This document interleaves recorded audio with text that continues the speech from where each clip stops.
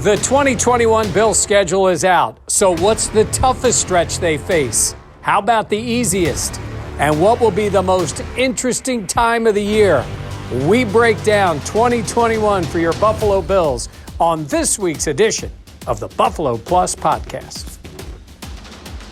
Welcome back to the Buffalo Plus Podcast presented by BuffaloPlus.com. As always, Mike Catalana, Dan Fates. I am Jenna Cottrell. The NFL schedule finally being released. We had no idea what teams were playing. The leaks were crazy once again this year. But let's get into it because there's a lot to discuss.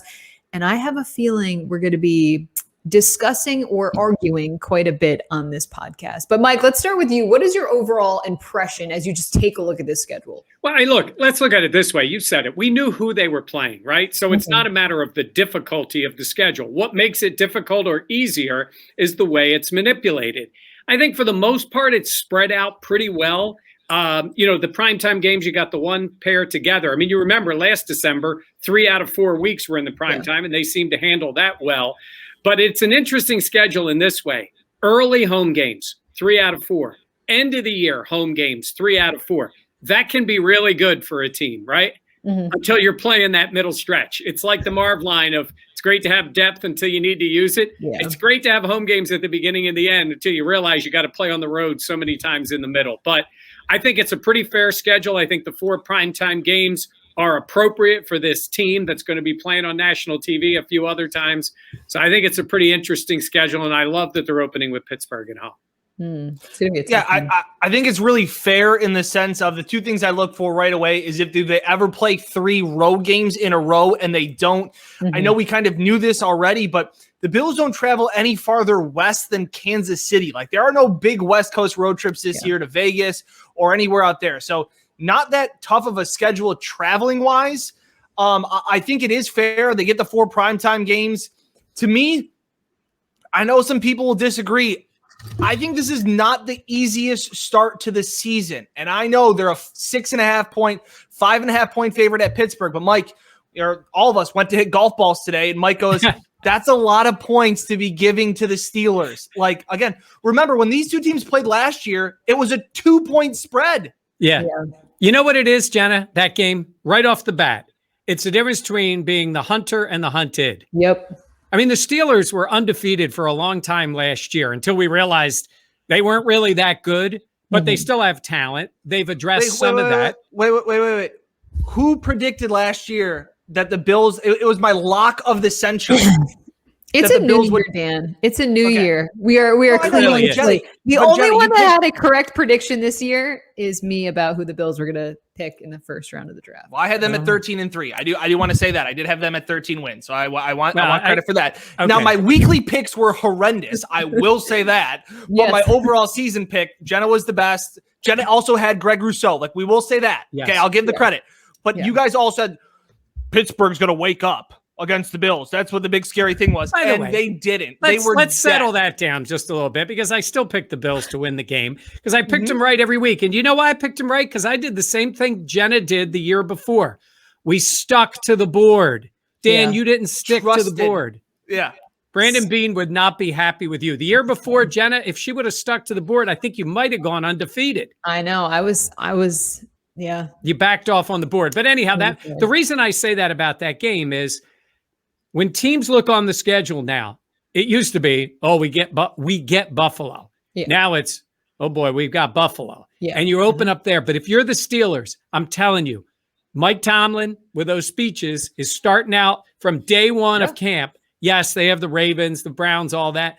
But he's focused on that because that's a tone setter for Pittsburgh. I'm not saying they're going to beat the Bills in that game. Bills are going to be fired up with the home crowd too. But I think for the NFL, for Buffalo fans back in the place, having a team like Pittsburgh is fantastic for the opening game. Yeah, it's not like they're starting the Bills season off with the Jets like they have the last couple of years. Yeah. I think it's going to be a game where, like you said, Mike Tomlin's going to be preaching all day, every day in camp. And now this is such a different year for this Bills team because last year we kind of saw, what the potential of this team could be. Could they be contenders?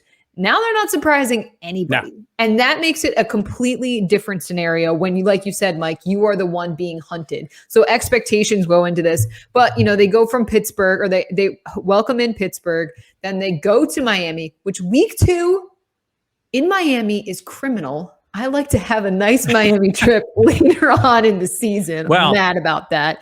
But again, Miami, then they're hosting Washington, hosting Houston, like that couple game stretch. Now, Dan, you think that's going to be really tough? Well, I think the start of the season before the bye, and I'll go to Mike after this, but just the fact of those first 6 games, like I don't think Pittsburgh, while they are, I'm understanding that they are the second biggest point spread in week 1. They are 5.5, 6.5 point favorites against the Steelers in week 1. And that crowd at whatever the stadium is called right now will be electric. Like it will be. And I get that. But Mike's right. Like it's just a tricky spot going to Miami. It's going to be like hot and humid. Like that's a weird dynamic. We also don't know what that Miami team who was at times on the cusp of being a really good team. We have no idea what we're going to find out with Tua and that new offense. And then Washington was a playoff team last year. Granted, in one of the worst divisions of all time, but that defense is legit. That is a mean, really good defense coming in. And then you have Houston, which obviously is a dumpster fire. As I've said, they're the Buffalo Sabres of the NFL. But then you also go to Kansas City and to Tennessee before a bye. I'm just saying those 6 games, I already tweeted that somebody said 4-0 is absolutely very possible. Well, yeah. Like, yes, it is very possible, but 3-3 could also be possible. Like going to Kansas City, going to Tennessee on back-to-back weeks is very, very tough in my opinion. I'm not saying they're going to go 3-3, but especially with the way this team has started out before, where they haven't necessarily been playing their best, and Sean McDermott is never one to hit the panic button and go, we want to be playing best football towards the playoffs. We've seen that happen this year. I'm just saying that it's not an easy start. Yeah, because you start with that Pittsburgh game, and as you said, going to Miami, and this has been an issue before with teams. Mm-hmm. It's warm in Orchard Park, in September. Yeah. It's ridiculous down in Florida. So that is always an issue when you go there. Then you have Fitz coming in with Washington. A Washington team that was within 2 points in the fourth quarter of the Super Bowl champs in a playoff game. Yeah. With who was that? Tyler Heineken? Heineken. Yeah.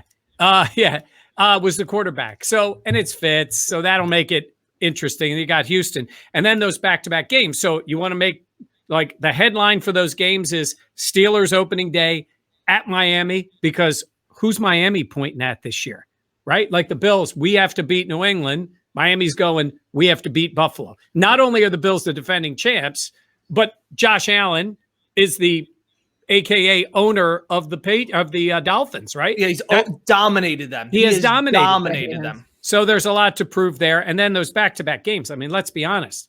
Dan, you're the bookie. Excuse me. You're the gambler, not the bookie. They're underdogs at Kansas City and could very well be underdogs at Tennessee, right? Yeah, I don't know what the line is open at. I know they're going to have the rest of the schedule later tonight as we record this on Wednesday at about 8:00. But yeah, I think it's very possible what the line opens at and what the line could be at heading into week 6. Like I said, we talk about the crowd in Buffalo, and I'm sure Bills fans will be in Nashville and all that stuff. But that crowd gets going too. And like I said, the Bills went into Nashville last year and got punched in the mouth. Yeah. And that's what they said. Like, this is still where we have said that the Bills have struggled against the run. And I know they contained for the most part Derrick Henry. It was, Ryan Tannehill lit them apart, and Josh Allen struggled against an average defense. So if we're going to look at big picture, it's not a easy road, in my opinion, as looking at going 5-1, no problem heading into the bye. Well, okay, Jenna, that's what I was going to ask you about. Yeah. Because I said I think the bye comes at a good spot. You think it might be a little too early. Well, I was talking about, I wanted to circle back because we have, what's the most interesting part of the season? What's the easiest? And I kind of looked at the beginning of the schedule. While it is going to be hard, I think this year is going to be a tough year in terms of the teams that they play for the most part. But having 3 out of your first 4 at home, having that before you go prime time on the road, I think that's a little bit easier of a start to the season in terms of when you look at the way things are loaded in the middle of the year. Good point. That's why I think that's, to me, is more of the easiest. It's going to be nice weather. You're going to get Washington. Do you know what you're going to get? No, but you have Houston coming in after that, and you can kind of prepare for Kansas City on the road, then going to Tennessee on the road. Look, those are going to be tough games. Absolutely. I'm not saying it's the NFL. Jenna's already looking past Houston. She's already just going to say, show up. But what if we tell Sean McDermott they're at home, and they're back to back, it makes it a little bit easier, a little bit more tolerable. But to Mike's point, the bye is week 7 of the season. Now, Mike, you thought the bye came at a good point in the year. While, it's not a super early bye, it is pretty much in the middle, but I look at it in the terms of they're going to have 11 straight weeks heading into the playoffs. Yes. And that to me is a little concerning because obviously this year they added a game, and having 11 straight weeks before you have to even get to single elimination games, that's just a lot of wear and tear. Now they have Atlanta and the Jets. We'll see how they play out in those last 2 home games. Excuse me, but that's a lot of football. I agree with you on the amount afterward. The reason I said I thought it was a good time for them was because of what they had. Back-to-back road games, prime time, and then have to turn around and play Miami at home the next week. So they get that bye before that second Miami game. And you think about that, that to me is interesting. It's the one thing I didn't focus on. 2 Miami games are out of the way already by October the 3rd. Yeah. Well, it's weird the way, and then they play the Patriots in December. Right. Within the same Christmas month. game in New England. I had that wrong. Yeah. I'm sad. I like to visit my family. Wait, so it ends up being that way. I mean, they end up in New England on December 26th. The 26th. You're right. That's right. Yeah. So, yeah, they are always there then. And, of course, last year they just put them away. But anyhow, up to that point with the bye, the reason I say is because of the games. But it is early, and you make a good point. 11 straight weeks, and only one team gets the bye into the playoffs. So even if you're trying to fight for that, Dan, that's a little different scenario. Absolutely. And so clinch early, take week 7, week 18. Oh, yeah. It's going to be weird saying that all this time. Coach Dan. Yeah. Well, and Jenna, I really appreciate what you're saying, and I will disagree for the sake of, this makes good podcasts and we disagree quite a bit. But, you said week 4, you get Houston, so you can kind of prepare for Kansas City and Tennessee. Would that be a look-ahead game? Would that be a trap game for the Bills at home? I didn't think there was such a thing. Is a letdown game. Hold on. I didn't think so. Hold on. Okay. Are we starting this? You are creating a false narrative here. It's not a trap game. It's a bad team they're playing against, and everybody knows it is what it is. But when that week comes, when Sean McDermott starts his news conference, I want Jenna to go on and say, hi. First of all, you have to say, hi, Sean. How are you? Hope you're doing well. Good to see you. Thanks for doing this. Good to see you. And then you have to say, look, I know it's Houston this week, but let's talk about next week. He would love that. Can you be more specific? As of right now on May 12th at 8:12 p.m. as we're recording this, give me the Texans and the points in week 4. I don't know what the line will be, but give me the Texans and the points because the Bills could be looking ahead at the Chiefs, and the Houston Texans may keep it closer than a bad Texans team should. Okay, but then the Bills still win.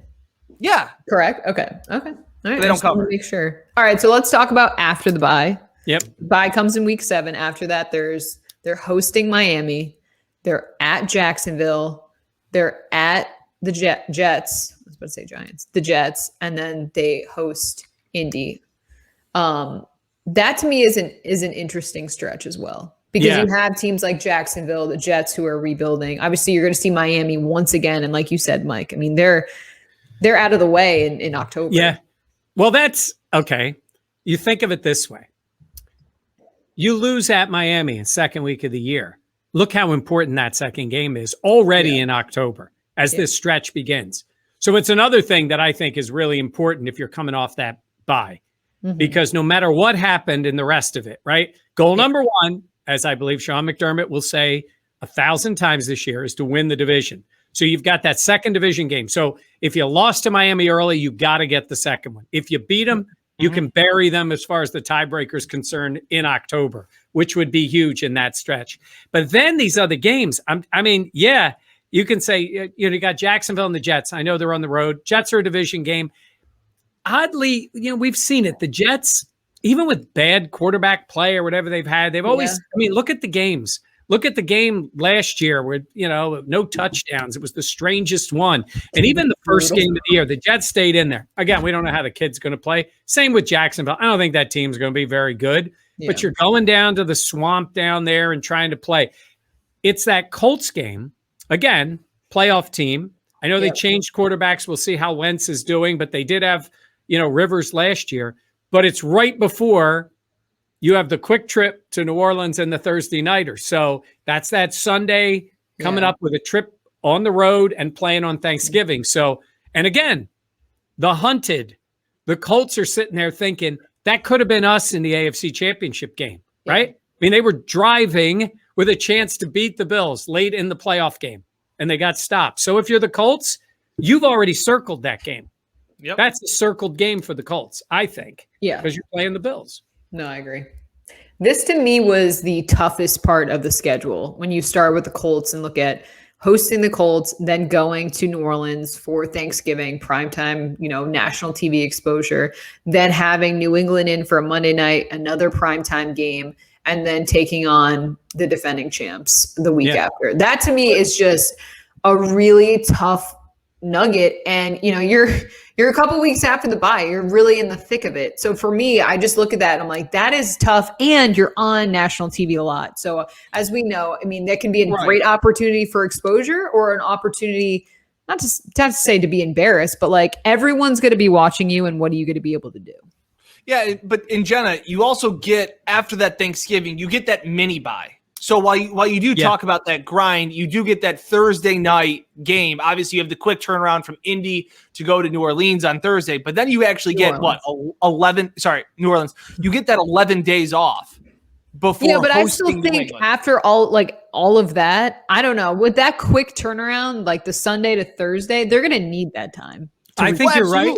Yeah, but it is that mini bye in the middle of the season. And I agree with you that it is 11 straight weeks in a row. It is an early bye. I agree 100% with you. And like I said, will that dictate, what happens in week 17 and week 18? And will they have already clinched? And I think those are all more valid points than ever before, especially with the one team bye, as Mike said. But having that mini bye, as they kind of say, to have 11 days off, is really nice to have after those 4 to 5 games by mini break, 4 to 5 games, playoff in theory. Yeah. And Jenna, I was going to emphasize again, when we look at it and you start breaking down, what are they coming off? What are they going into? And you've made a good point of that. It's a bye before the Dolphins game at home. And it's a mini bye, when you say the 10 days before the Patriots game at home. Those are 2 huge games for them. 2 division games, and that's the time they get the little extra time against both of those teams. I think when you start looking through the schedule for the pluses and minuses, I think those things can be important to them. So, yes, you're right. That stretch is tough, and getting into that New Orleans game is going to be really tough. By the way, I was looking back to think, I just don't remember trips to New Orleans. 1998 was the last time the Bills played at the Superdome. They played again on the road, and I was at this game in San Antonio because it was right after Katrina. And they ended up playing the games in San Antonio. And then since then, I think the Saints have been at least twice, if two times at least, to Buffalo. So they haven't been there. So, Rob Johnson played quarterback in that game in 1998 is the last time they've been in there. So that'll be a little bit different for the Bills to be in that city. The last time they played the Saints was that stretch where McDermott pulled Tyrod. Yep. And they gave up a crazy amount of yards on the ground. Yes. Yeah. Ingram lit them up for 40 or 50 points, and Tyrod came back in at the end of that game and threw a who cares touchdown at the end. That was bad. And then I think you're right. And then I believe the next week was out in San Diego, and we had the debut of the Peterman. Yes. Yeah. Yes. Ooh. So a key moment in Bills history. What happened in that game? I know in the second half, Tyrod Taylor played pretty well. That's what I remember from that game. The rest I've just tried to blank First half out. is not notable at all. Yeah. No.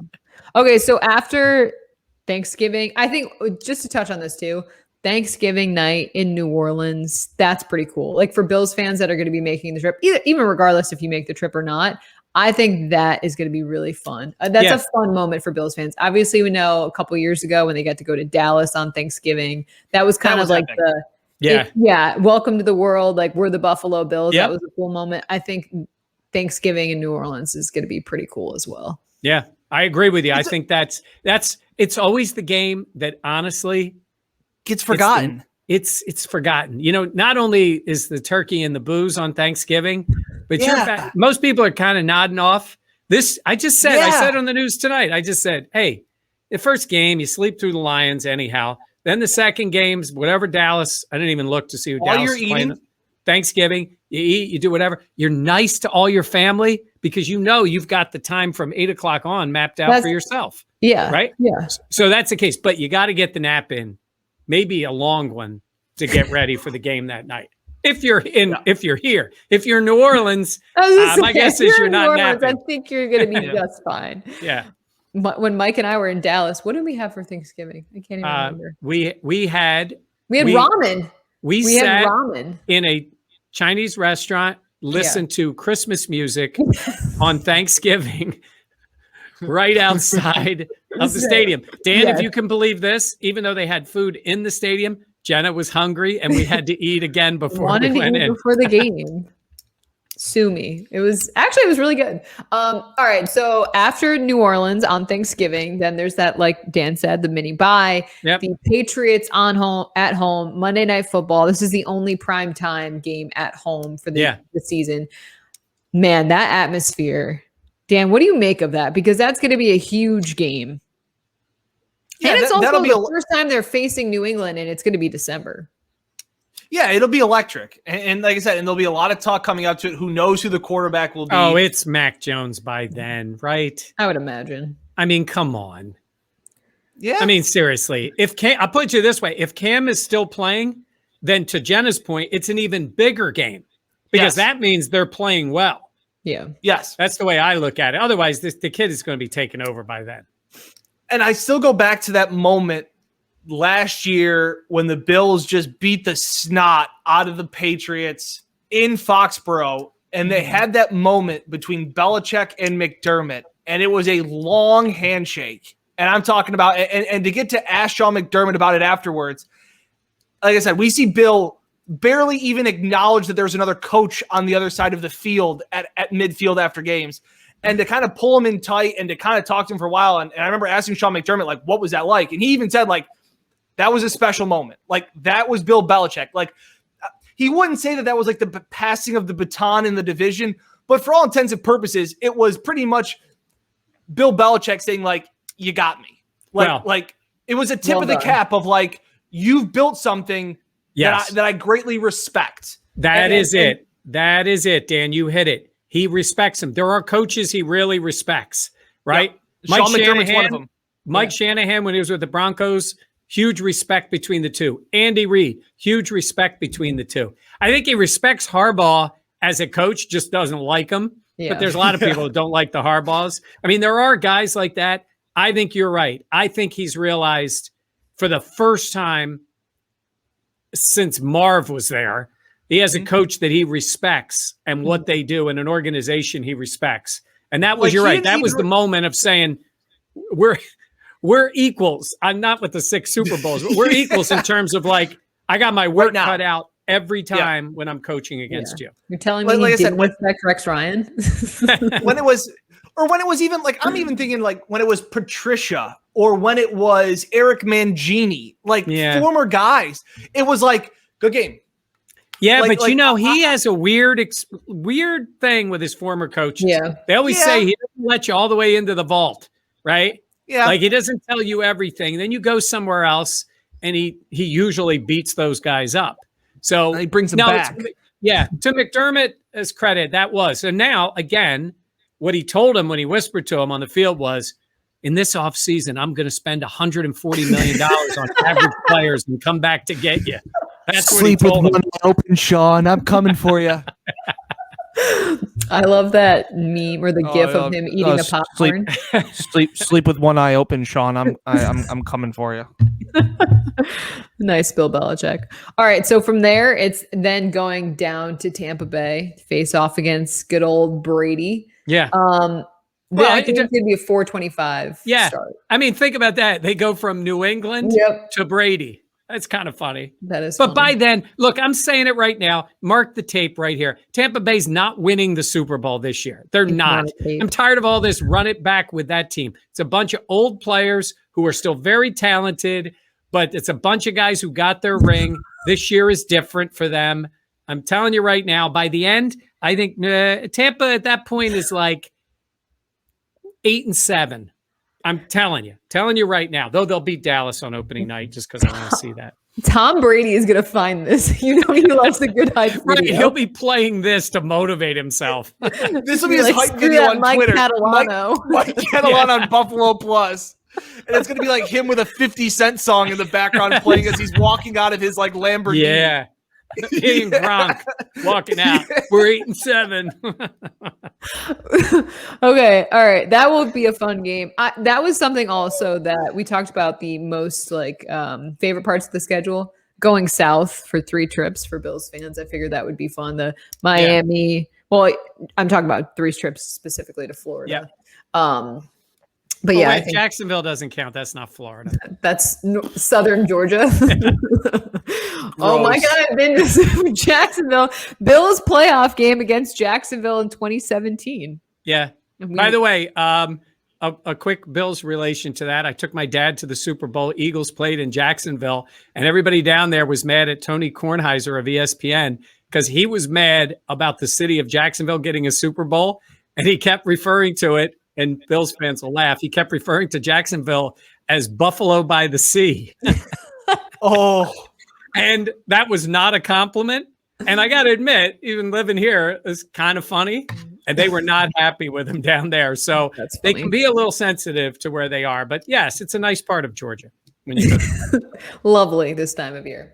All right. From there, Atlanta. We go to week 15. I lost myself. In the schedule against Carolina. Yeah. And then after that, again at New England. It's interesting to me that they play New England twice in the month of December. Well, it'll be they nice. Don't see them till December, and then they play them twice.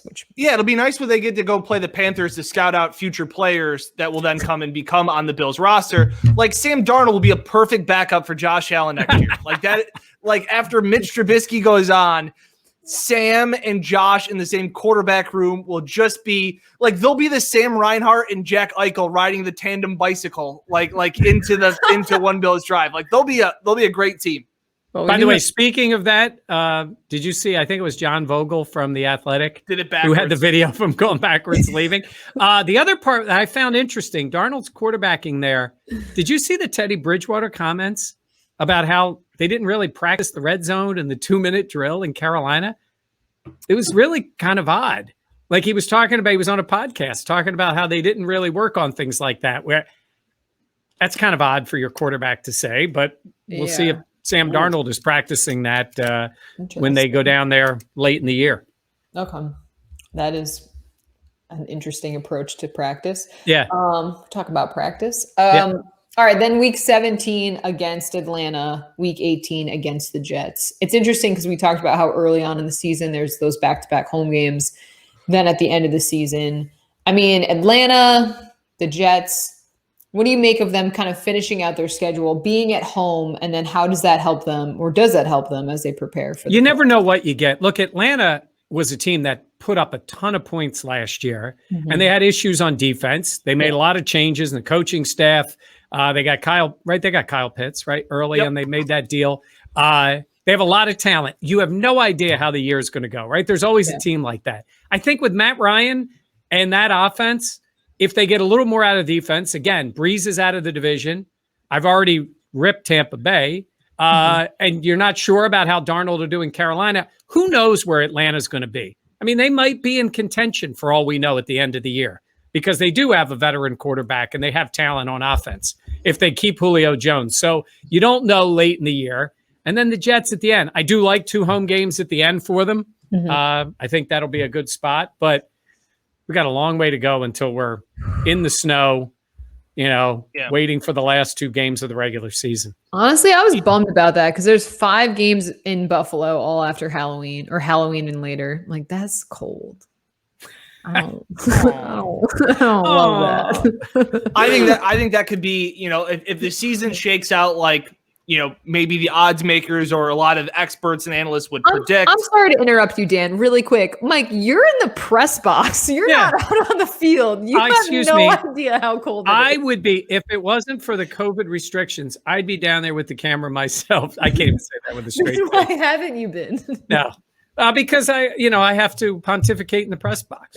Yeah, you do a lot of talking. All right, sorry, Dan. Had to make sure I got that jab in. Oh no, I really appreciate that. Mike always checks in on us as we're getting rained on and snowed on and wind burns. So yeah, no, I appreciate it. I do help carry the equipment into the building. You do, and then you carry something, and we all pull the rest of the wagon of all the other stuff, like the pack mule that we are. That's exactly right. If the season does shake out, I know, Mike, you said like you really don't know what you're going to get. Obviously, we don't know what Zach Wilson will become, but that just kind of seems like the alley-oop at the end of the season. You're getting, especially a dome team, to come to Buffalo in December. Good point. Like it just kind of seems like there's the dunk to finish this season and kind of put them, whether it's seeding, whether it's the bye, whether they can kind of let their foot off the gas towards the end of the year, as we've mentioned, to kind of ease some of their guys and to rest some guys. I just think that, especially those 2 games at the end of the season, again, we don't know where New England is. I still don't think that they're – while I will say I've liked what some of the moves they've done this offseason. I know everybody wants to say, like, they've spent all this money on players that aren't worth it. Like, they're better. New England's better this year. I still think they're a little bit away. I still think Miami's a little bit away. I still think the Jets are a lot of bit away. So I think that end of the year, finishing 3 out of 4 at home is typical Buffalo, what they want to do, defend their dirt in December and, in cold weather. I think that, in my opinion, some of the notes I wrote down, like I said, I think the toughest part is early on, the first 6 games before the season. And then a lot of times what Sean McDermott has shown to us, and Leslie Frazier and Brian Dable, is that they really get things going late in the year. That they just seem to start to get in a groove. As we've said, we questioned them all last year. Where's the defense? What's going on in the defense? And they're like, hey, we just want to start playing our best football towards playoff time. And they did. So I guess that's where I say, and I go, those games with the Bills playing well as their track record has shown could be layups at the end of the year at home. Yeah. Okay. I would say this. I find the 2 most interesting parts of the year, the early on stretch, obviously, when it's Kansas City and Tennessee back-to-back primetime games on the road. And then to Jenna's point on the other one, I like that New England and then Tampa. And I know Tampa's an NFC game, but it's Brady and it's the Super Bowl champs. So those two little times, a couple of weeks like that. And by the way, that first stretch also includes the bye, and then you go into Miami at home. Again, where it will be the second meeting with Miami. So division games are important, but I like those. We talked about a lot last year, those, meter games, like where are you in that case? And I think it will be important to show up in those games. I like the schedule a lot. I went through it game by game. Right now I have the Bills at 17-0. I'll worry about the rest of it after that, but that's pretty fair, right? Yeah. And right. I was wrong early on. I was wrong earlier in this podcast. Hand up. I said that the Bills only go as far west as Kansas City. Right. They'll go to Inglewood for the Super Bowl. Okay. That's call. They'll go west for the Super Bowl. Ooh. On the West Coast. Yeah, I like that. I thought the most interesting part to me is when you get to that bye, I think you're really going to know where you stack up in the AFC. Obviously, you have those games coming out after that, but you're going to play against Pittsburgh. You're going to have Houston there. But no, you're going to have Kansas City as well as Tennessee, Miami. Like, you're going to have a good indication of where you're at when you hit week 7. I mean, realistically, yes. But in terms of the AFC, I think that's something that that kind of stuck out to me. But yeah, I think it is a good schedule. And it's just interesting because this year is so different, and it's going to be people are looking out for the Bills. And it's funny, Dan and I discussed the expectations on Josh Allen this year. And if I were Josh Allen, I feel like I would be kind of freaking out a little bit because everyone, you did it before, but like, can you do it again? And Dan did not feel that same way. No, I just feel like there's that he should be freaking out. No. Well, it shouldn't be freaking out, but like now there's going to be crowds. Now there's going to be things that heighten that entire atmosphere and make it, that much more. I think that part, I think he loves. I think he likes the crowd. I think he likes all that. But to your point, the guy played at an MVP level. Yeah. I think even if you look at the great quarterbacks and even the ones now, Rodgers, Brady, there are times in years, sometimes where it's just a little step back and he still could have an outstanding year. Yeah. But last year it's pretty magical for Allen. Yeah, he rarely had a bad quarter, let alone a bad game. I mean, he was really, really good. And it's tough to do that. I do think when you look at opposing quarterbacks this year in this schedule, it's not as daunting as it was a year ago. Yeah, if you looked at some of the guys they ended up facing. But we don't know, right? We don't know how some of these guys will play. And like I just threw a guy like, Matt Ryan, how's he going to play? I mean, the Jets got nothing really out of the quarterback position last year. Who knows how this kid will be? Yeah. The Patriots got virtually nothing. When Mac Jones plays, we don't know what the difference is there, but you'll get those tests early, Jenna. I think you're right. Get those tests. The shame of it is it all happens in September and early October. It would be great if that stretch was in November, but that's just the way the schedule is. I was just saying more in terms of, it's just there's always going to be pressure. And I feel like once again, I mean, you've done it before, but got to keep doing it. Yeah, it's Dan, like that's scary to me. I mean, obviously I'm not a professional athlete. I'm a professional podcaster. So that's about where my benchmark hits. Yeah. The ceiling is there, but like, I don't know. I just think it's something to consider. But I'll go with this and I'll go back 2 years. And I'll go back to that Thanksgiving game. And I remember I talked to Brian Baldinger last offseason. And he said, you can hang your hat that win on Thanksgiving in Dallas was franchise altering. The fact that you could then, whenever things were getting tough or whenever things were getting a little shaky, he goes, you could always look back and say, we did it. And like I said, and as Mike said, playing on Thanksgiving is one thing. Playing in Detroit on Thanksgiving is one thing. Playing in Dallas on Thanksgiving is massive. Mike, you're an Eagles fan. Like you've covered, like you know what that division is. Like no matter what for Dallas, they're expected to win on Thanksgiving. Like even if they're the worst team in the league, they're expected to win on Thanksgiving. So for them to come in there and not just win, but to blow Dallas out of the water, that was, I think, where you talk about with Jenna, like the pressure mounting on. I think Josh this offseason went like, I didn't play well, the postseason, some of that, but like I've shown I can do it in big moments. And he got another step. And I think that was another step last season to make the AFC Championship game. And where I do understand the pressure, I think Josh and this team can go, we've been in pressure moments. We've been in big games. Like we have the expectation of not just like, hey, it was cool to be there. Now I'm not saying that.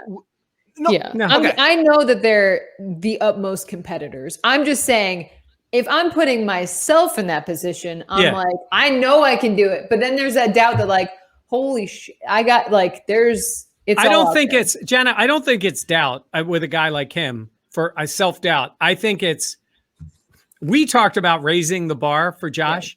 Yeah. He raised the bar. Yeah. I mean, right now he's considered what? The third best quarterback in the league, fourth best, wherever you have him right now.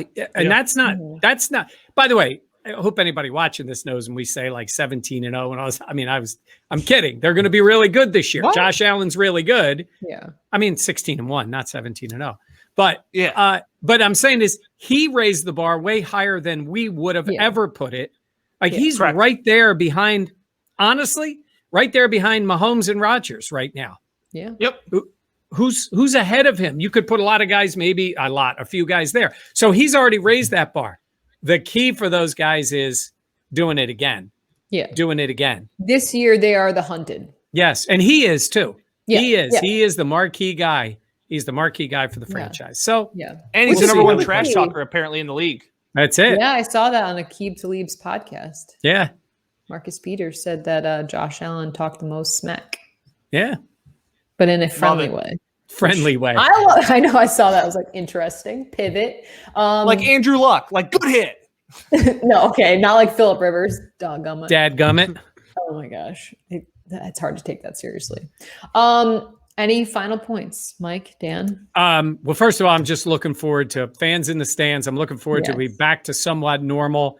And I wasn't thinking Pittsburgh at home for the first game, but I love it. Pittsburgh's got great fans. Some will try to make that trip there. Mm-hmm. Bills fans will be ready. It's the few times a year where better sit on the, what would that be? The as you're looking from the tunnel, the left side, because the right side, you're in the sun. It is hot in Orchard Park. It's the rare time that'll be. I can just feel that game already. I think that's going to be a great way to start it out for the Bills.